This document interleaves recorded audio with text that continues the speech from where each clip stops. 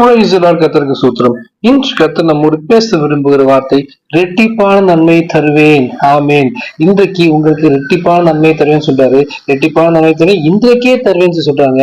நம்பிக்கையுடைய சிறைகளே அரணுக்கு திரும்புங்கள், ரெட்டிப்பான நன்மை தருவேன், இன்றைக்கே தருவேன் கத்தர் சொல்றாருங்க. கத்தர் பக்கமா திரும்புங்க. கத்தரை விட்டு வெகு தூரம் போயிட்டோம். அது பிரேயர் லைஃப் ஆகட்டும், வேத வாசிப்பா இருக்கட்டும், ஆலயத்துக்கு போறதாகட்டும், கத்தர் சமூகத்தை காத்திருக்கிறதாகட்டும், எல்லா விஷயத்திலையும் கத்தரை விட்டு வெகு தூரம் போயிட்டோம். பிஸி, வேலை, உலகப்பமான காரியங்கள், அநேக காரியங்கள் நமக்கு டைம் இல்லாதபடிக்கு கர்த்தரை விட்டு ரொம்ப தூரம் கொண்டு போயிடுச்சு. இன்னைக்கு கர்த்தர் சொல்றாரு, என் பக்கமா திரும்புங்க, நான் உங்களுக்கு நன்மையை தருவேன், ரெட்டிப்பான நன்மையை தருவேன்னு சொல்றாரு.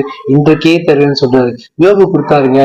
முன்னிலை பார்க்க நிலைமை 2 மடங்கு ஆசீர்வாதம். ஆடுகள், மாடுகள், ஒட்டகங்கள் எல்லாவற்றையும், கழுதுகள் எல்லாவற்றையும் 2 மடங்கு ஆசீர்வாதத்தை கர்த்தர் கொடுத்தாரு.